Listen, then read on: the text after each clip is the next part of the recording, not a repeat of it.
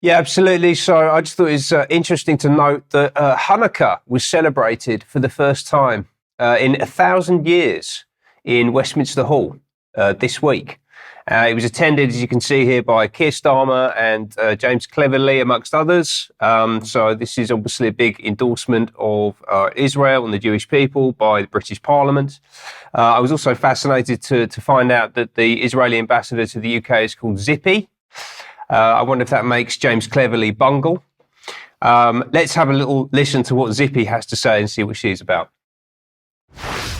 Two-state solution? Is there still a chance for a two-state solution? I think it's about time for the world to realize the Oslo paradigm failed on the 7th of October, and we need to build a new one. And in order to build a new one... Does that new one include the Palestinians living in a state of their own? Is that what it includes? I think the biggest question is what type of Palestinians are on the other side. This is what Israel realized. Do they have a state, though?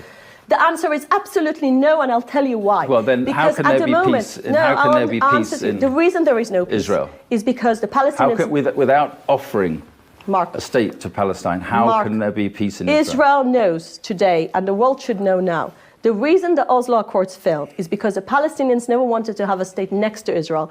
They want to have a state from the river to the sea. So the two-state solution is dead.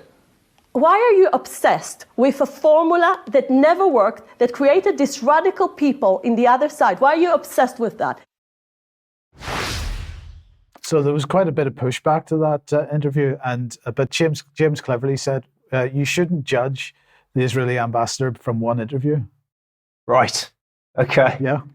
You shouldn't judge her on what she says in public using her own words. Right. Yeah. Okay. I mean, yeah. Okay. That's a fascinating pushback from Cleverly. No surprise, though. Moving on, Debbie, you just actually showed a fascinating little video there of an AI doctor's surgery. I think this AI stuff, well, as we know, it's going to be popping up absolutely everywhere. That looks terrifying, what they were proposing, almost as terrifying as this development, which is that there is a startup that has just launched in the past. Actually, this article's a little bit older than I've realised. This is from July, but it's just really become more prominent on LinkedIn, certainly over the past week or so. People are starting to talk about it more. There's a startup called Channel One News that wants to create an AI-generated CNN. Right? Imagine how awful that might be. Well, let's listen to them talking about it, and you can see. Channel One, a new way of consuming, reporting, and thinking about the news, powered by artificial intelligence. Today, you'll witness AI-generated stories and headlines, captivating visuals and data-driven insights.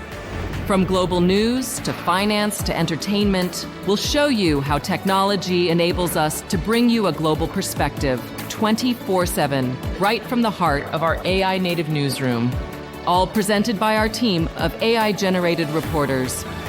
Maybe you hear the words artificial intelligence and you're immediately skeptical or concerned about technology gone crazy. But everything you'll see on Channel One relies on trusted sources and fact-checking and uses AI to give you news the way you want it, personalized, localized, and distilled. Through it all, our mission is to provide you with accurate, unbiased, and trustworthy news. Technology may be the tool, but journalism's core values of integrity and accountability are at the heart of everything we do. Accurate, unbiased, trustworthy, fact-checked, developed by an algorithm. I mean, that is a war on truth there. What could go wrong?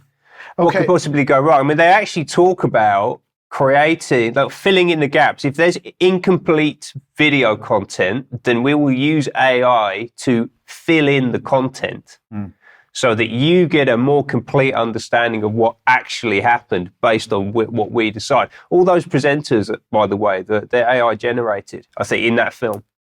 Right. So the technology is already there, and the potential for abuse we've talked about over the past few weeks is absolutely huge. Yeah, it is, for sure.